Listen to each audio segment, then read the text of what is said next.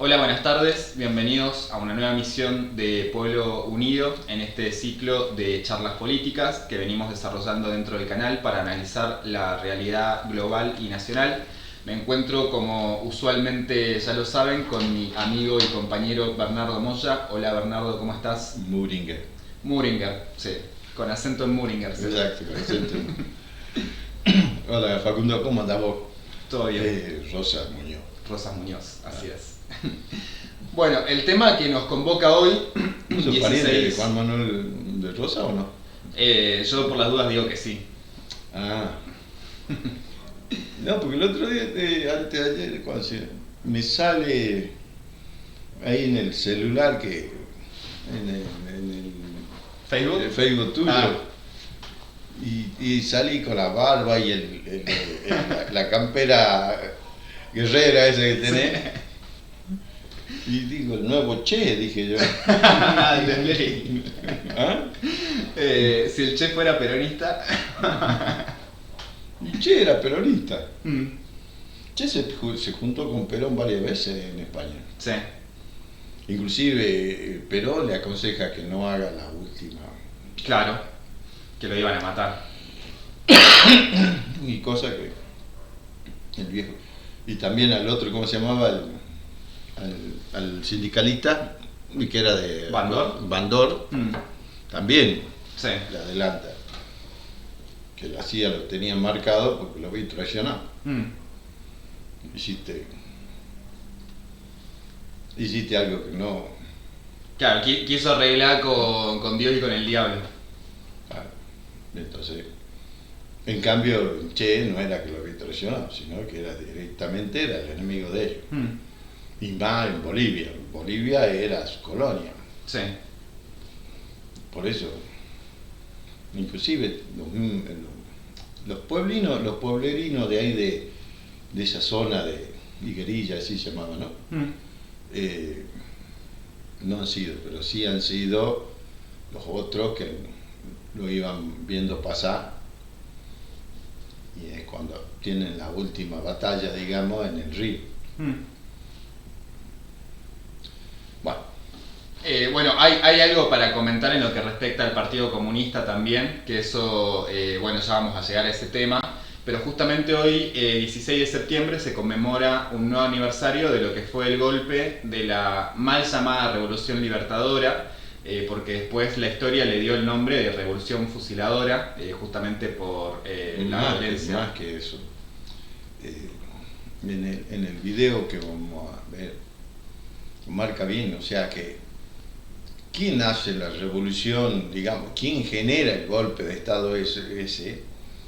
No ha sido ni Roja, ni Leonardi, no, ha sido directamente los anglosajones.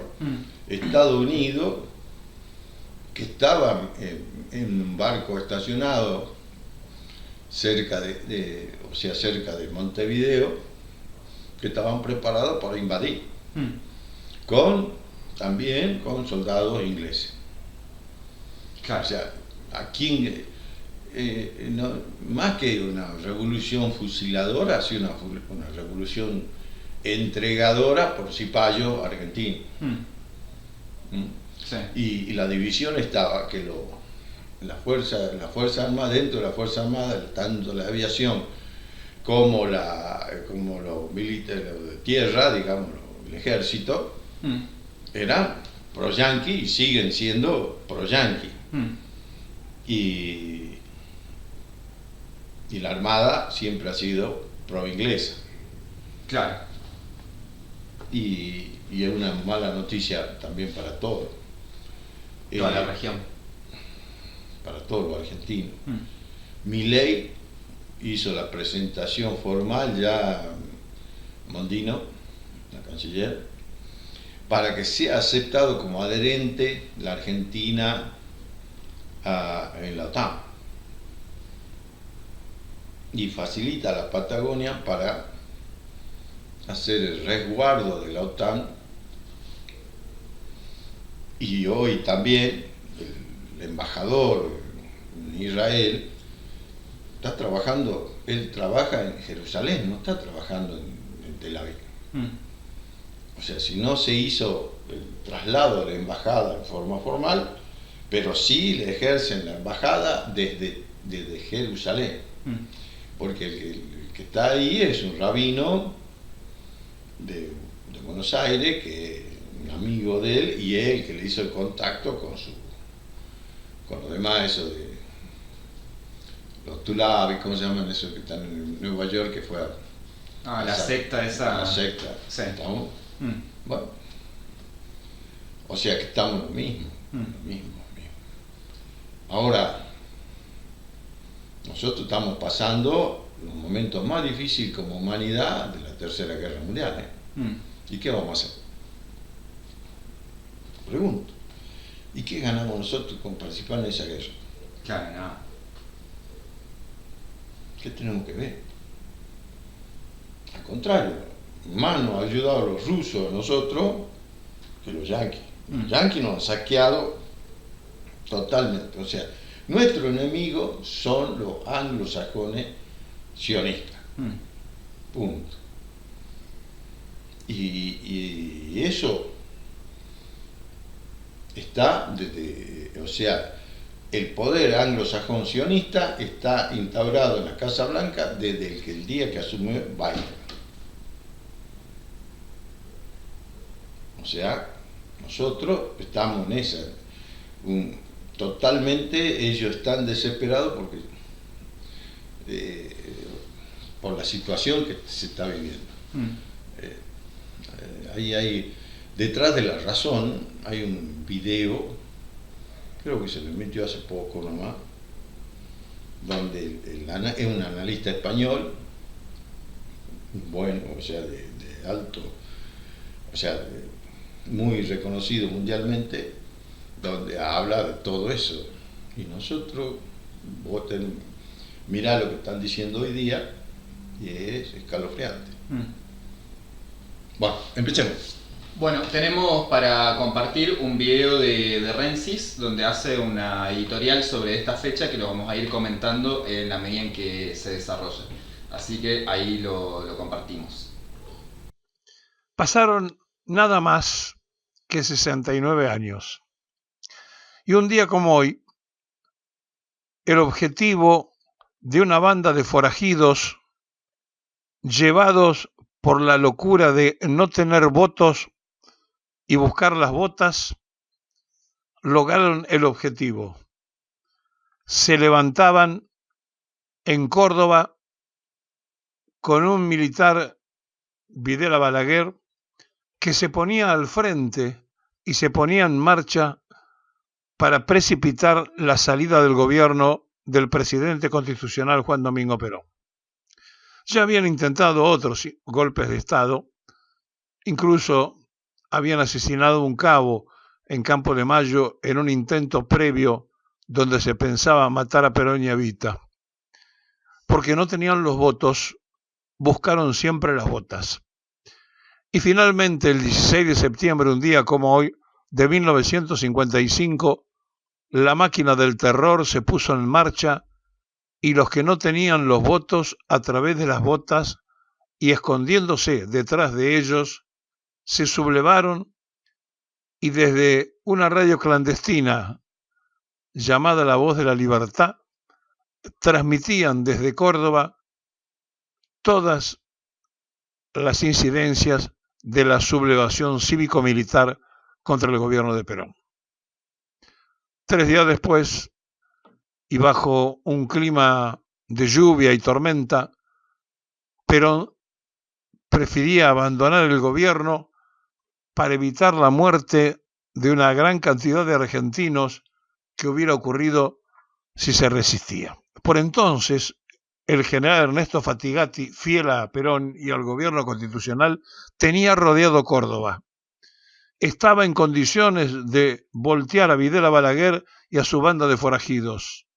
Pero Perón prefirió no hacerlo y decía después en el exilio, tiempo cuando tuvo que opinar sobre lo ocurrido, que quizá hubieran muerto 1 millón de personas si hubieran llegado los marines, porque el golpe era internacional. Sí, estaban los ingleses orquestándolo y seguramente los norteamericanos también se hubieran prestado a sacarse de encima a lo que Winston Churchill lo tenía obsesionado: terminar con la figura de Perón.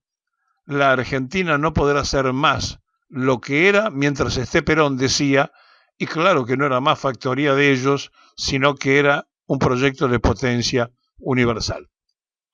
Y así las cosas, aquel 16 de septiembre, un día igual que hoy, de 1955, salieron, ahí estaban, radicales, socialistas, comunistas, demócratas progresistas, demócratas cristianos, todos los que no tenían los votos se habían juntado atrás de las botas y se transformaban en comandos civiles, en salteadores de una ilusión, en destructores de una Argentina potencia que estaba camino a ser realmente en el mundo un faro de luz.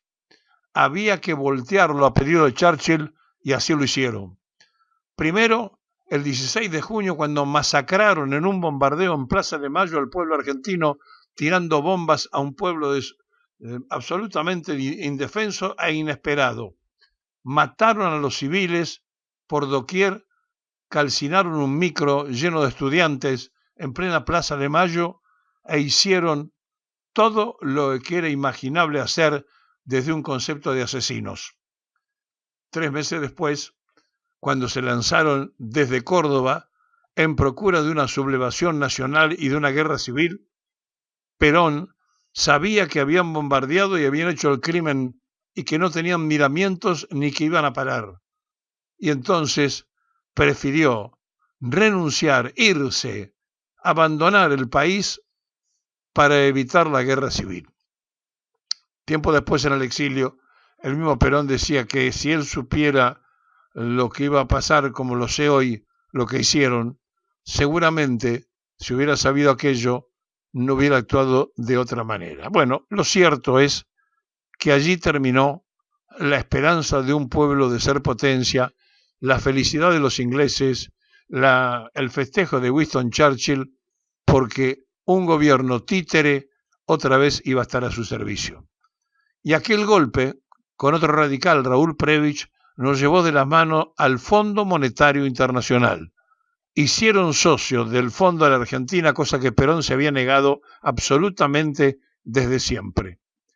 Y desde aquel momento hasta hoy hemos padecido esa política de aquellos que en nombre de la libertad dieron el golpe. Hoy, en nombre de la libertad, el golpe lo dieron por las urnas. Son los nietos de aquellos gorilas. Son los mismos. Son los que odian al pueblo peronista y los que no quieren ver feliz a la mayoría ciudadana. Pero aquello fue rebautizado, porque el pueblo peronista, que es invencible, se puso en guardia, se puso en marcha, y para nosotros, un 16 de septiembre de 1955, no caía Perón, nacía la resistencia peronista.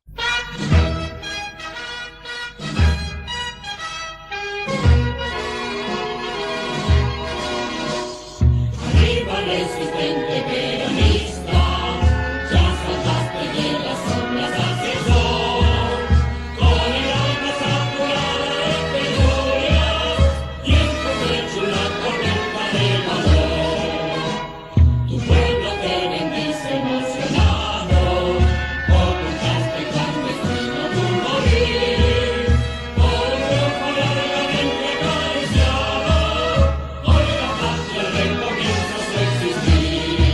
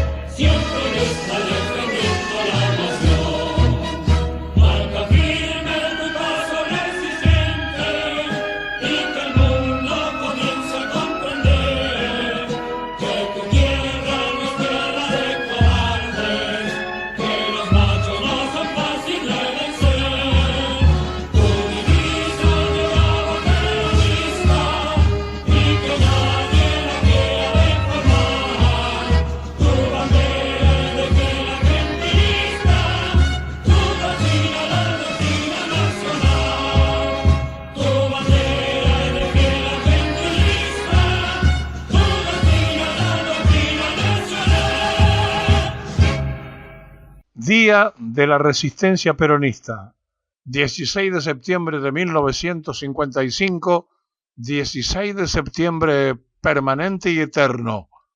Perón invencible, el peronismo siempre estará donde haga falta una nueva instancia para cambiar los destinos del país.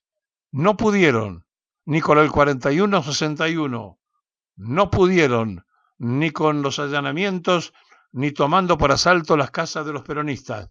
No pudieron fusilando, no pudieron bombardeando. No nos han vencido. Bueno, ahí estaba la editorial de Rensis, que me llamó la atención esto, lo que decía de los comandos civiles que participaron también, y hablábamos antes de comenzar, lo que fue la famosa Unión Democrática, ¿no? Si lo querés comentar un poco en qué consistía básicamente. La Unión Democrática era, o sea, ha sido más que nada organizada por los Estados Unidos. O sea, el primer enemigo que hemos tenido nosotros como... acá tenemos que entender lo siguiente, que el pueblo argentino, nosotros, los habitantes de este territorio, somos lo que molestamos. Acá lo que ellos quieren la Argentina, pero sin los argentinos. No desde ahora. En su momento Inglaterra cuando hizo las dos invasiones y no tenía éxito, pero sí se llevó el oro. Sí se llevó el oro con la oligarquía porteña como cómplice. Sí. Y el primer oligarca cómplice era Martínez de Oro, su tío tataratísimo bisabuelo. Pero también vos también tenés que entender que en 1810, cuando hablamos del 25 de mayo, todas esas cosas, donde se cantó el primer himno, que fue ya en 1811, ha sido en la casa de Margarita Sánchez de Thompson, aunque nosotros siempre la conocemos como Margarita Thompson. Sí.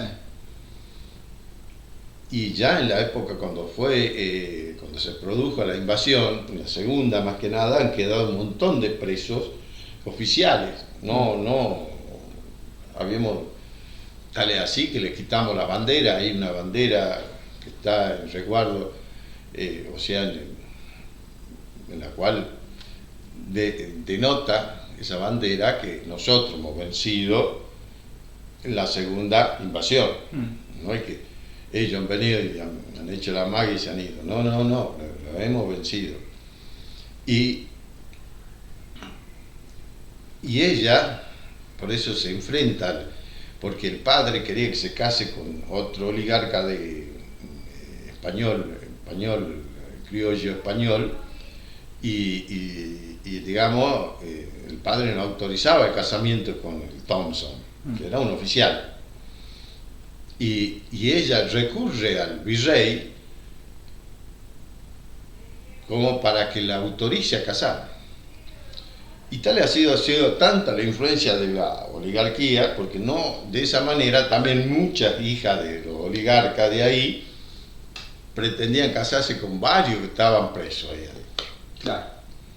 O sea, la Thompson era la más conocida, era la más, digamos así, la más belicosa, pero eran también las otras. También, o sea... Era una clase social, digamos, ahí que... los patricios, digamos, sí, son los primeros que habían llegado y eran los más apoderados, digamos. Sí. En ese entonces ellos no vivían en el norte de la ciudad de Buenos Aires, sino vivían en lo que es Pompeya ahora, o digamos San Telmo. Ahí estaban las mejores casas. Paravicini, para que veas que también una familia patricia, tenía la casa donde él vivía y sentía todas esas cosas ahí en San Telmo. ¿San Telmo? Claro. Y era un caserón. O sea, toda esa zona y la zona eran palacios, no eran cualquier casita. Cuando viene la fiebre amarilla, ellos se van hacia el norte, digamos. Se van a resguardarse porque todo ellos en sí eran los palacios y eran como los grandes, como era Europa, los palacios y después venían los plebeyos a la huerta. Sí. ¿Sí? Entonces, para escapar de todos esos plebeyos, se van y se radican en el norte, lo que vendría a ser San Isidro, toda esa zona, o sea, Buenos Aires, digamos, Libertador arriba. Lo que sería, ¿cómo se llama? O sea, donde está Juramento y Ajera, todo eso. Y ellos, entonces los pobres, después, como eso queda abandonado, se empiezan a meter y se ha ido transformando todo eso en pequeños, algunas casas han ido transformándose en conventillos o varias familias, etcétera, etcétera. Pero en ese momento el Buenos Aires era chiquito. Y entonces la Margarita Thompson, que es donde se recita por primera vez y se lo canta el himno nacional, que era López Plana, ¿sí? El de la música. La música y bueno, la cuestión que es inglés. Y siempre ha sido inglés todo lo unitario. Claro. Todo lo unitario era inglés y todo lo nacional, lo nacionalista, digamos, era provincia de Buenos Aires, desde Juan Manuel de Rosas, todo el interior. En Salta también era unitaria. O sea, cuando viene Belgrano pelea con el pueblo jujeño como ayuda, pero los salteños, ninguno, al contrario, lo han agasajado todos los españoles cuando llegaron, como si estarían en su casa. Claro. Y los tucumanos también. Aquí el único pueblo héroe de la época de Belgrano es jujeño, que renuncia a todo y acompaña a Belgrano y ellos juran, por eso se jura en el juramento la bandera. Pero después los salteños, o sea, se pelea primero el Tucumán y después lo hacen retroceder hasta acá. Sí. Y Güemes, que era el que cuidaba que no se sigan sumando o debilitaba a todo lo que quería bajar, porque la única manera de bajar del Alto Perú era cruzar el lago Titicaca, La Paz y venirse por el contorno, digamos, de la cordillera y aparecía vos en La Quiaca, en Huaca. Sí. Meterse por allá, por lo que hoy día Tartagal, era una locura, la selva pura. Claro. Y si no, estudiar lo que era la historia de los mártires de Orán. O sea, un día se me enojó los indios y masacraron a todos. Y ahí están los mártires de Orán porque son varios curas que murieron y se resguardaron en la iglesia. Bueno, eso es un poco anecdótico, ¿no? Sí. Pero cuando nosotros vemos esto, siempre ha sido el cipallismo. Y los ingleses lo que les convenía y ellos era que nosotros le entregábamos la carne a vaca y ellos volvían de allá con todos los derivados de los huesos y de los cueros, hasta que se creó los barcos frigoríficos y podían llevar solo la carne. Y ahí es donde aprendimos a comer asado. Porque el europeo no sabía comer un costillar y no le convenía porque ocupaba mucho peso y carga y no tenía carne, digamos. Sí. O sea, la mayor parte del hueso pesa más que todo. Ellos comían la carne, se llevaban la carne posteada, o sea, como hace el carnicero, saca las diferentes partes, los diferentes cortes y se lo llevaban congelado el corte, no llevaban el hueso. Ahí es cuando nosotros empezamos a utilizar el hueso y usábamos los cebos también para hacer las velas y un montón de cosas. Y ya empezamos las curtiembres, hacíamos los cueros y se los vendíamos los cueros con un proceso. Pero mientras tanto, y como era tanto y no teníamos, al único que podíamos venderlo era ellos que tenían los barcos en esas condiciones y se los podían llevar, y también pedían un montón de cosas. Entonces, siempre hemos sido los que lo alimentábamos, hasta el último, en la Segunda Guerra Mundial. Nosotros abastecimos la zona de Entre Ríos, inclusive ahí está el frigorífico, ha sido el frigorífico más grande del mundo, donde nosotros debemos haber matado millones y millones de vacas para hacer los corneveos viandada, que era el alimento para los soldados digamos, de los aliados. Le dimos de comer a los yanquis, a los franceses, a los belgas, todo lo que se juntaba nosotros le dimos de comer.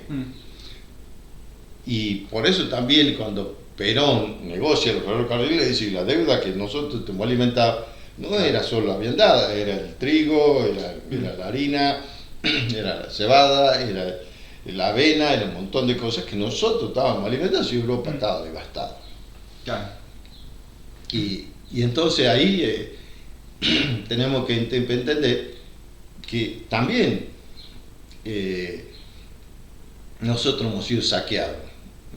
Cuando vos ves Santiago del Estero y vos ves toda la zona de las salinas grandes, esa salina que empieza ahí a los 100 kilómetros de Santiago del Estero, ahí en el 49 y termina allá en Ojo de Agua, todo eso era un bosque de quebracho, era bosque. Hasta que la deforestación que hicieron los ingleses, nosotros hemos llenado de durmientes, o sea, el ferrocarril latinoamericano se ha creado gracias a los durmientes que han salido de Santiago del Estero, Catamarca y La Rioja, y parte de la parte norte de Cruz del Eje, todo eso de Córdoba. Y todo o sea, hay un libro que se llama La Forestal y todas esas cosas, que cuenta la historia de la deforestación y de la matanza. Inclusive aniquilaron un montón de aborígenes ahí en el Chaco, mataron más de 500 chicos. O sea, una masacre. ¿Y con qué? Con un avión. Estoy hablando principio de 1900. Y ese avión, ¿a quién pertenecía? A los ingleses. ¿Y por qué? Porque venía... Y ahí estaba, en ese momento, para que vos te des una idea, en esa masacre que... no sé cómo se llama, bueno, pero inclusive se ha hecho un juicio gracias a 2 sobrevivientes. Estaba Mengele.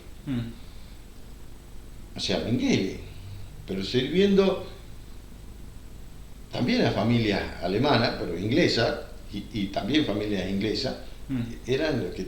¿Y por qué? Porque ahí se plantaba el algodón. Y la mano de obra que utilizaban como más que esclava, porque solo por la comida, por eso es como una huelga, y los matan a todos. Después que pasa el avión, primero el avión va y tira caramelo, y todos los chicos salen enloquecidos a buscar su caramelo. Imagina, muerto de hambre y te tiran caramelo. Da la vuelta al avión y empieza a matar. A ametrallar. Exacto, ese ha sido, digamos, un avión militar. Y eso, ¿y quién autoriza? O sea, estaba sabiendo, porque en ese momento todo el Chaco, Formosa, eran territorio federal. Sí, una masacre. Estoy hablando de 1910, por ahí. Ya había terminado la guerra del Chaco y del Paraguay con Bolivia. Sí. Y primero, ahí se usa por primera vez los aviones, pero iban con ametralladora y tiraban la bomba de arriba. Ya este avión tenía la ametralladora, funcionaba automáticamente con el paso de las hélices del motor. O sea, el motor de esa ametralladora tenían un sistema que en la velocidad del motor del avión pasaba la bala, o sea que el piloto podía direccionar a quien mataba. Y así una masacre total. Después vienen todos los que aquel entonces eran los milicos, o sea, las policías territorial, que eran los militares, que era el territorio federal, todo eso, y empiezan a cerrarlo, más cuando salen las madres a ver los tipos, empiezan a matar. O sea, una cosa... Una masacre. Infrahumana. ¿Y quién era el tipo que había estado haciendo experimentos con esa gente? Era Mengele. Que después aparece allá en los campos de concentración en la guerra con los nazis y después vuelve al Paraguay. Después de la guerra vuelve al Paraguay. Entonces cuando vos te pones a mirar todo esto, los yanquis también querían todo esto. Claro.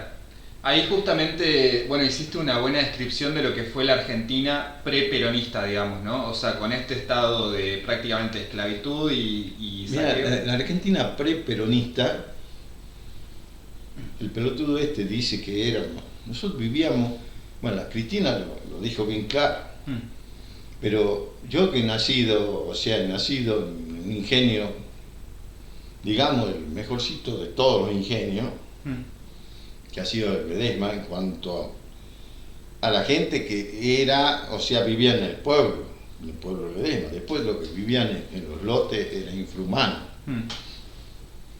Yo creo que también lo comenté en una de estas charlas. En aquel entonces había los leprosarios. Se creaban leprosarios. Y donde se recluían todos los leprosarios era en la isla Cerrito del Chaco, que era un vertedero de leprosos y otras enfermedades, digamos, en esa isla, que está entre justo en la unión del río Paraná, el Paraguay, y es donde se transforma el Iguazú, digamos, hasta ahí llega el Iguazú, cuando se une con el Paraguay se arma el Paraná. O sea, y ahí también llega, ahí a esa zona, el Paraguay llega con la influencia del Pilcomayo y el Bermejo. ¿Sí? Entonces cuando vos mirás la historia, o la que cuentan, porque eso no está escrito, en la historia argentina hay tantas cosas que están, digamos, omitidas. Mirá, hemos tenido el bombardeo del 26 de julio, ¿cómo es? 26, de la Plaza de Mayo, que ha sido 3 meses antes de la Revolución. Claro. Eso todo escondido. Si vos le preguntás a un chico, no tiene ni idea. Y si le preguntás a un viejo, tampoco, salvo los que lo han vivido. Y salvo los que lo han vivido, y todos creen que los peronistas éramos anticatólicos porque nos quemó la iglesia. Se les quemaron la iglesia porque ahí abajo decía Cristo vence, y eran los curas que estaban fogoneando el derrocamiento de Perón. Claro, que justamente ahí, a esto íbamos a llegar también, ahí se producían las reuniones de los comandos civiles con todos estos participantes en las mismas iglesias, digamos. La misma iglesia. Y tal es así que una de las bombas que hacen explotar en ese momento del bombardeo, pero lo han hecho explotar ha sido puesta en la entrada de la catedral como para acusarlo al peronista que habían hecho y sale mal. Pero la gente reacciona contra la iglesia porque lo que decía los aviones, o sea, ya habían sido expulsados los 2 curas que eran los instigadores principales, que se reunían en la iglesia capellana del ejército, ahí en Palermo, y entonces por eso la gente reacciona y quema la iglesia.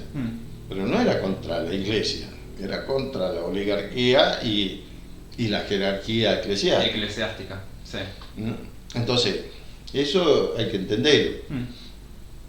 Y Perón, en cierta manera, tendríamos que haber terminado. O sea, yo creo que ha sido él mismo la misma equivocación que tuvo Cristina también. O sea, Cristina piloteó como para entregarlo al gobierno después de cerrar su mandato, sino digamos, ella hace su reelección en el 2010, 2011, y ya en ese momento, lo primero, o sea, el Judas está siempre dentro nuestro. Claro. Y los primeros Judas que hemos tenido se llamaba Venega, Barrio Nuevo y Moyano. Le guste, no le guste. ¿Te acuerdas cuando inauguraron el busto? El busto de Perón. Pero no el busto, el estatua de Perón. El estatua de Perón. Con Macri. Sí. Con Macri. Y se regalaron flores, ¿te acuerdas? Después. ¿Te acuerdas o no te acuerdas? Sí. Y también estaban los aeronáuticos. O sea, si tenemos que ver, siempre el Judas está dentro nuestro. Ahí justamente me hizo acordar algo, bueno, en el programa de Pueblo Unido, durante varios días seguidos estuviste poniendo el audio de Perón donde dice debí fusilarlos a todos porque no me imaginé lo que iban a venir a hacer. Y fue la devastación de toda esa revolución que había generado el peronismo con las industrias, con el movimiento obrero, con la recuperación de la soberanía, ¿no? Nosotros hemos sido los creadores de la industria. El país es hoy lo que es gracias al peronismo. A lo que íbamos es que ellos crearon los leprosarios. ¿Y para qué servían los leprosarios? ¿Qué cantidad? No había leprosos. Iban y compraban los leprosos a la isla Cerrito y los llevaban ahí. Ahora, a ver cuántos médicos había por pueblo? O en el caso de grandes empresas, porque las empresas como Ledesma, en aquel entonces ya era de Walmart, o sea, una empresa, él era un ingeniero alemán y era que hacía los servicios del ferrocarril. El ingeniero Ledesma en ese entonces era de los Otero, de los jujeños, la familia Otero, y Walmart termina de hacerla, estoy hablando antes del 30, termina de hacer los ferrocarriles, digamos, sería todo el ramal que llega, y él llega hasta Ledesma y reconoce lo que era Ledesma. O sea, lo ve a Ledesma como un buen negocio. Tal es así que él vende su empresa de servicio ferroviario, que era de construcción de vías, o sea, de la construcción de los ramales ferroviarios. Ya había estado participando también acá en el SEC 14. Mühlinger participó en esas empresas del SEC 14. Mira. Entonces, ¿y por qué? Porque era alemán, con el otro alemán se llevaban bien. ¿Sabes? Entonces él estuvo ahí participando y después terminó así en el hotel de las termas, digamos, cuando Walmart hace todo o sea, desarma porque quiere quedarse, y él no quiere irse a Ledesma, Mühlinger, y se queda acá en Rosario de la Frontera. Vale, así que ahí muere. Y digamos, el último presidente, porque era un hotel de gran importancia, que él, digamos, atiende, digamos, el presidente de la nación, al pasar unos días de vacaciones, es Castillo. Ya después él muere. Y cuando se arma eso de Ledesma, él también lo primero que han hecho es poner el leprosario. Si bien tenía un hospitalito y todas esas cosas, pero quien terminaba revisando a la gente eran los enfermeros. O sea, como eran idóneos de la medicina. Porque no había, los médicos no eran suficientes. Y entonces, ¿quién te declaraba leproso? El enfermero. Y que te declaraba leproso, lo único que tenía que hacer, venía la policía y decía, este señor tiene lepra. ¿Qué hacía la policía? Te agarraba, por orden del enfermo, de ahí nadie te quería tocar, te subían, ni eso, te mandaban, no quedaba lejos, qué sé yo, son 50, 30, 20 kilómetros, 15 kilómetros, así. Estaba el leprosario, en el lote, lo que después se transformó en un lote predeliano. O sea, sería la previa de un campo de concentración, digamos. Ahí te moría, no era el campo, no, era un campo de muerte. Claro. Y te explico por qué, porque la lepra no tenía cura. Y entonces ni tus parientes se iban, se acercaban. Y si no tenías lepra, te contagiabas ahí adentro. Claro. Por eso traían ellos leprosos de otro lado. El leproso, 2, 3, o una pareja, el leproso, ya estaba. Era suficiente.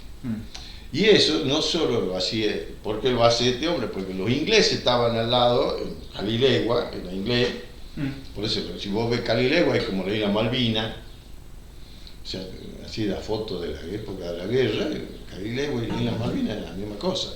La Esperanza, el ingeniero de la Esperanza era otro, que era de los Swift, que es el que ha fabricado la viandada para allá, para la Segunda Guerra Mundial, por eso era uno de los tarifas, o sea, Swift, el grupo Swift. Y después estaban los franceses que estaban en una Mendieta, que era una condesa, ese era oligarcón, todo eso, era chiquito. Y el tabacal estaba Patrón Costa. Claro. ¿Entendiste? Sí. Bueno, y también estaban los petroleros, que también usaban eso, pero eran en aquel entonces, eran las primeras operaciones petrolíferas, pero venían por la, o sea, por lo, ¿cómo se llama?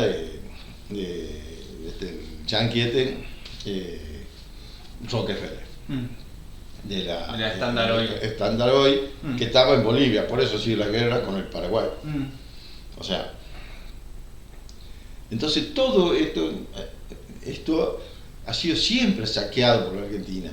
En el Chaco, el tema también en esas tierras fiscales que lo manejaba, como en Santa Cruz con la Patagonia rebelde, sí.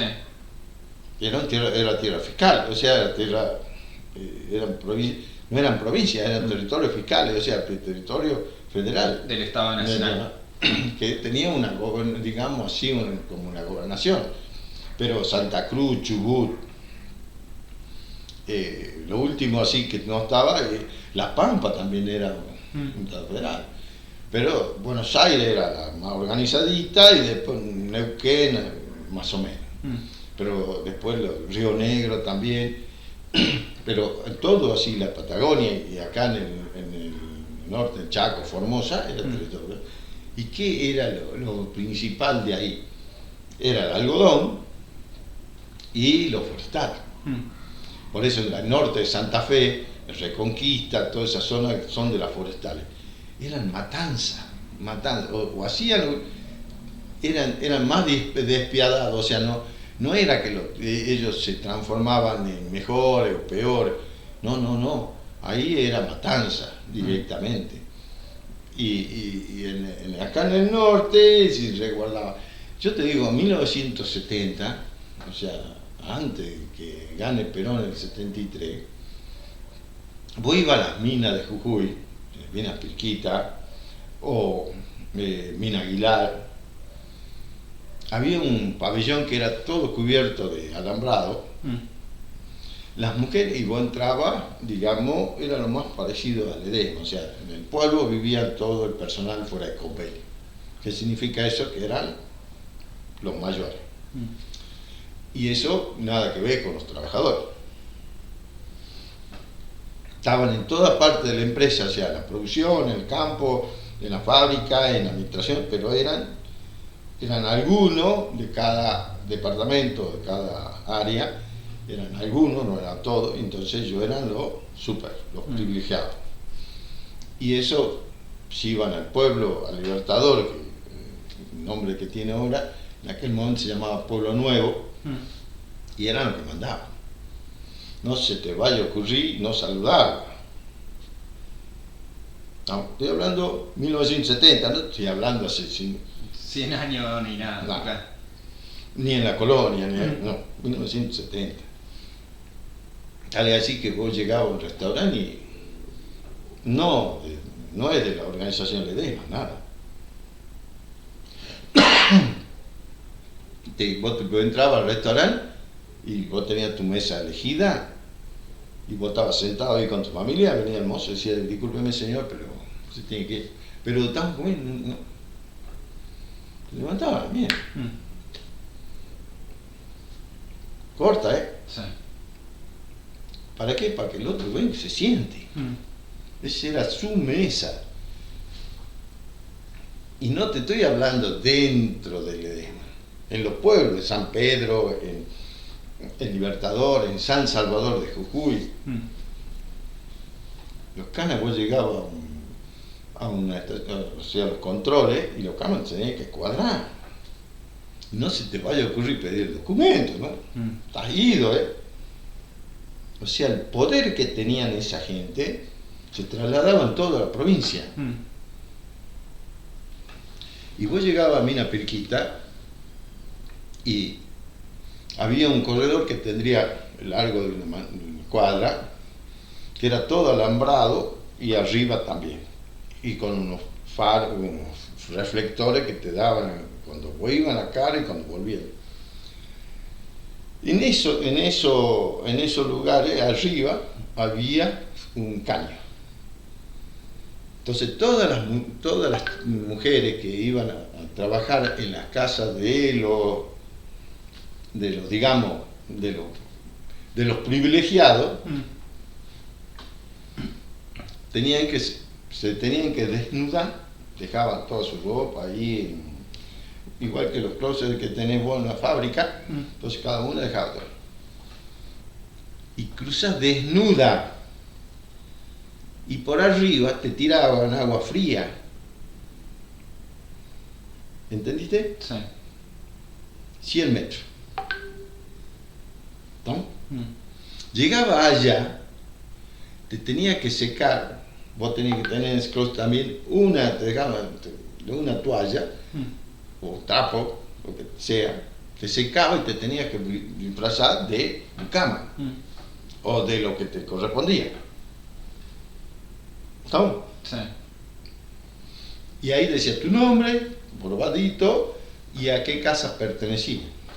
O sea, quién era tu patrona. Si la patrona, no sé, le faltaba, no sé, 10 centavos, cobraban todas las que venían a la salida. Cuando salía pasaba lo mismo, vos tenías que dejar todo ahí y salir desnudo, 100 metros a la noche, o la tarde, noche, después que cenaba. ¿Vos sabés el frío que hace en la cordillera? Claro. Eso, 1970. ¿Y quién vigilaba todo eso? Sistema de seguridad. ¿Quién eran los sistemas de seguridad? Ex policía, ex gendarme, ex prefecto, ex milico, o sea, sargento, cabo. ¿Te gustó? Mira. Eso recién cuando asume Perón en el 73, desaparece. Y tal es así que se forman los planes de vivienda y se erradican los lotes. Porque los lotes era la peor villa de miseria de que vos podás imaginarte, no sé, acá en Salta, o allá en Buenos Aires, o no sé, en Tahití, en África. Eso era Hollywood, a lo que eran los lotes, en los ingenios, los puestos en las ¿cómo se llama? En las forestales, en la finca de cosecha de algodón. Y tal es así que muchos, los santiagueños, eran mucha mano de obra que no se contrataba, se iba y se lo subía y la policía te lo entregaba. Y vos aparecías en alguno de estos campos. Hasta 1900, ya en el 55, 57, 56, ya se empieza a traer de Bolivia. ¿Y por qué? Por dos razones. Porque ya pasaron toda la época peronista y tenían que pagarle bien y tenían que vivir bien y eran de otra forma. Y ya los hijos ya habían estudiado y eran muchos eran abogados, médicos, ingenieros, entonces ya un policía ya no podía venir a hacer lo que quería con tu familia. Se había logrado cierto ascenso social, digamos. Claro, ese ha sido el ascenso social. Eso ha sido lo bueno de tener, porque ¿qué hace Evita? Genera escuelas, y todas las escuelas eran maravillosas, y entonces ya los chicos querían vivir en una casa buena, y entonces más Perón lo exigía que tenían que dar, y ahí es cuando se crea el convenio, supongamos que debían darle un litro de leche diaria por cada menor de edad, y era menor de edad hasta los 15 años. O sea, tenía que darle leche, tenía que tener un salario, y ya tenía jubilación. La gente vivía de otra manera, accedían a las casas del plan Eva Perón. O sea, hubo un resurgimiento. Eso han venido a destruir. Lo primero que viene, ¿y quién lo vuelve a instaurar eso cuando vuelve Perón después de 18 años, en el 73? Y ahí es cuando los ingenios tienen que desarmar todo eso, porque te estoy hablando de 1970, los chanchos andaban por todo el agua servida, no había un solo caño por poblado, y en esos poblados vos tenés que entender que en aquel entonces había permanente todo el año, te hablo de Ledesma, unos 3.000 trabajadores. Ya tenía la fábrica de azúcar, o sea, procesaba la caña, la elaboración de alcohol, que es también todo un proceso y es importante, y estaba la fábrica de papel. Ellos después compran, en los años 70, compran lo que es Calilegua y lo que es el Talá, al fondo, que se lo compran a los ingleses, porque los ingleses cuando empiezan la pipa que venía Perón, se toman el buque. Y tal vez sí que ahí se declara en quiebra la SWIFT y todo ese despelote que hubo en el país. Pero estoy hablando de la época de Remington, de Lanusse, o sea, ahí es cuando se viene todo eso. Y entonces cuando vos te pones a analizar eso, ellos van y se van apoderando todo eso, y ahí empieza con el tema de la fruta. O sea, los ingleses manejaban mucho la fruta, la naranja, el pomelo, el mango, la palta, y ellos empiezan a hacer un proceso mucho más avanzado. Pero en ese entonces, ¿de qué se moría la gente? De tuberculosis, de veneria, o sea, la sífilis, más que nada la gente se moría por la quemazón de los fertilizantes, porque empiezan a darle todo eso, empiezan ya a cambiar el proceso. Pero voy al hecho, permanente había 3.000, pero cuando venía cosecha se iba a 12.000, 10.000, 15.000 trabajadores. Entonces vos date una idea lo que eran esos lotes. Había un solo caño. La escuela, o sea, estoy hablando en los 70, la escuela primaria llegaba a 4º grado. Vos querías terminar el ciclo primario, tenías que ir a un pueblo como Ledesma. Y ahí terminaba en 7º grado. Y si vos querías terminar la secundaria, tener una secundaria de bachiller común, nada más. Y alguna vez en las nocturnas se daba de perito mercantil, y era en los pueblos como Libertador, o como San Pedro, o en San Salvador de Jujuy. Si vos querías una escuela técnica, estaba en San Salvador de Jujuy, y en la escuela de minería estaba en San Salvador de Jujuy. también.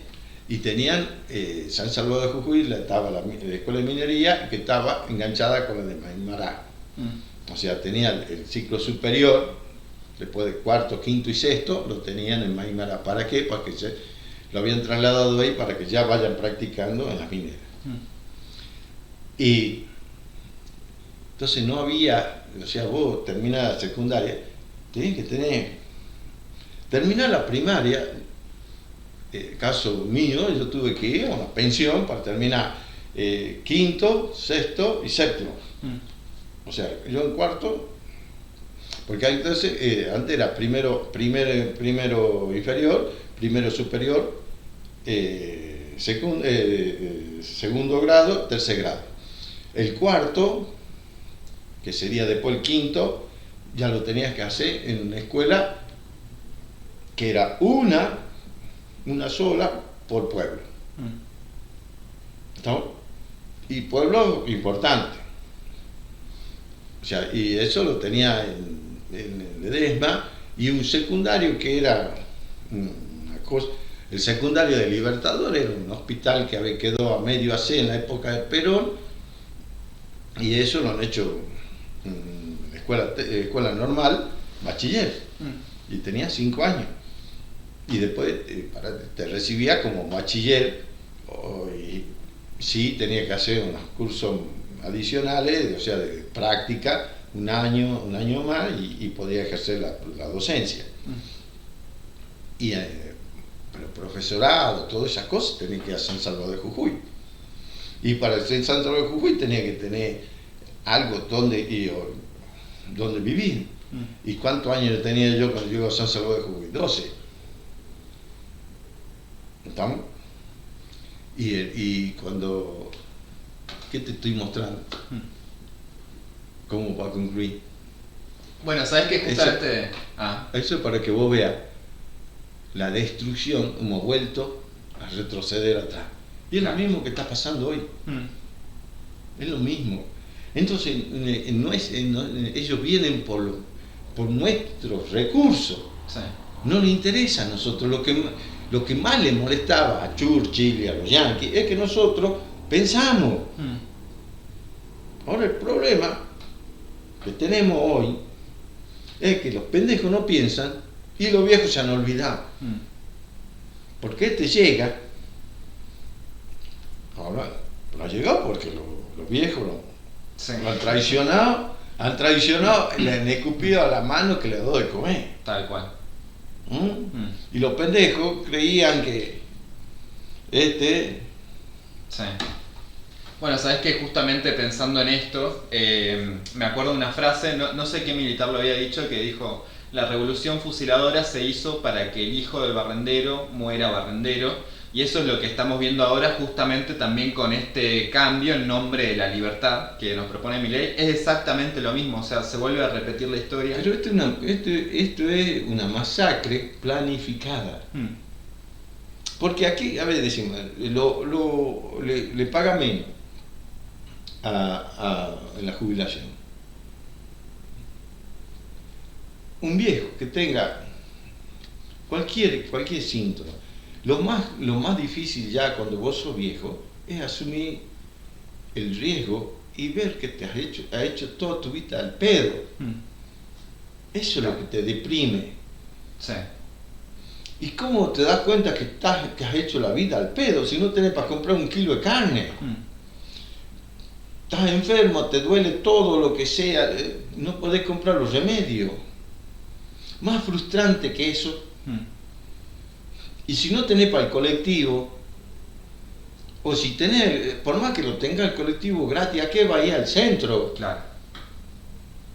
A ver, por más que yo te dé la tarjeta, ¿a qué va a venir al centro? A sentarse en la plaza. Y si tenés ganas de comer algo, no te alcanza. Entonces, y la mayoría de los viejos han terminado, qué sé yo, los últimos años, han terminado, por muchas razones, han tenido que vender su casa.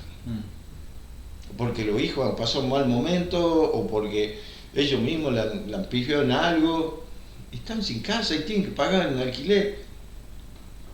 Si son 2, todo mal. Y si lo único que este tipo piensa, festeja como si, no sé, y cuando dice no trabaja, no es el problema de trabajar. Gobernar significa crear trabajo, pero hay una parte que nos olvidamos, con salarios dignos. ¿Y qué es un salario digno? Lo suficiente, también para el recreamiento. Y eso también es una jubilación digna. Claro. ¿Estamos? Ahora, si vos estamos haciendo todo esto, no sé en qué felicidad le puede caber a cualquier argentino. A Milei porque es un estúpido en su máxima dimensión. O sea, yo creo que lo más grande que puede existir, más grande que el universo, es la estupidez. Y este tipo lo tiene a la potencia, ¿me entendés? Este lo tiene a la milésima potencia. Más estúpido que este no puede haber. Ahora, el problema son los estúpidos que lo siguen diciendo. Tipos que han ido a la universidad, no sé para qué. Por otro lado decimos, vos sos profe del boludo este. Papá. Claro, qué favor que nos hiciste. Claro.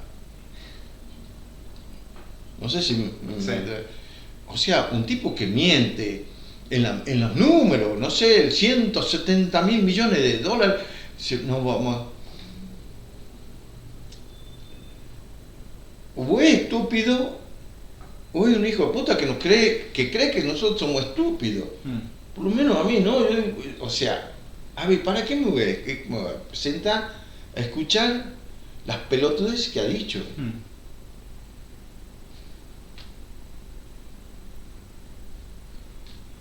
Yo lo único que creo que los mismos tipos que nos han puesto, que lo saquen. Sí. Ahora, yo te digo una cosa, los periodistas hacete cargo también, ¿no? Acá tenemos 3 hijos de puta que nos cagamos. Sí. ¿Estamos? Y eso no ha sido gratis, ¿eh? No me jodas. Y si no les gusta, chupame un huevo. Demostrame que es mentira. Bien. Bueno. Entonces, esto fue un poco el tema de hoy, la revolución, Bueno, esa es la revolución. libertadora. Sí. Hoy estamos viviendo, todo lo que estamos viviendo causa la revolución. Y ese ha sido el error de Perón. Lo hubiésemos matado 1 millón, 2 millones. En aquel momento podríamos matar hasta 5 millones. Pero estaríamos, los que estarían vivos hoy día serían argentinos. ¿Entendiste? Sí. Y lo otro, no tendríamos también los boludos que pueden elegir un pelotudo como este. Claro.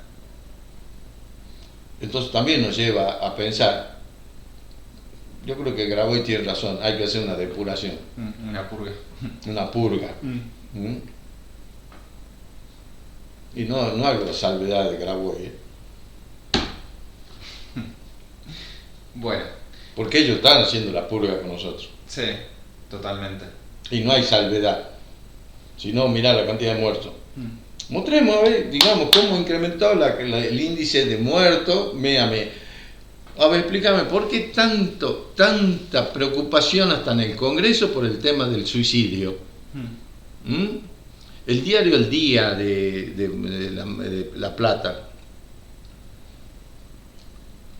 2 planas totales hablando de suicidio y de los accidentes de tránsito como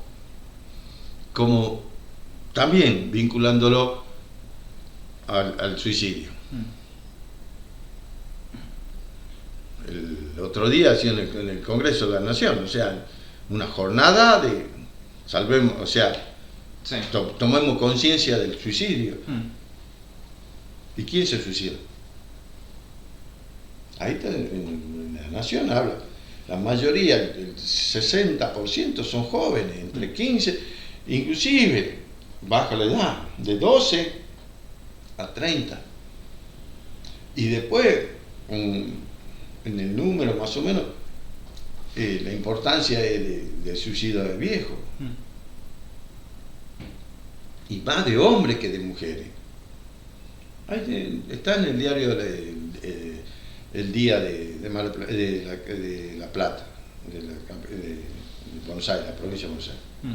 No es cualquier diario, y es de ellos. Claro. Y en el Congreso también se hizo todo una jornada. Está en la Cámara de Diputados, en el Congreso, o sea, en la Cámara de Diputados está, y ahí está la jornada en el Senado, no sé dónde está, pero hay como 6 horas de exposición. Y si vos la empezás a ver, es terrorífico. ¿Están haciendo la purga o no? Sí. Pregunto. Están purgando los jubilados, están purgando los pendejos que se matan solos, están purgando todos los enfermos oncológicos, están purgando los discapacitados, están purgando los... ¿Y vos crees que no están purgando lo mismo a la vez que con tema de la droga, con todas esas cosas? Más que hoy, nunca.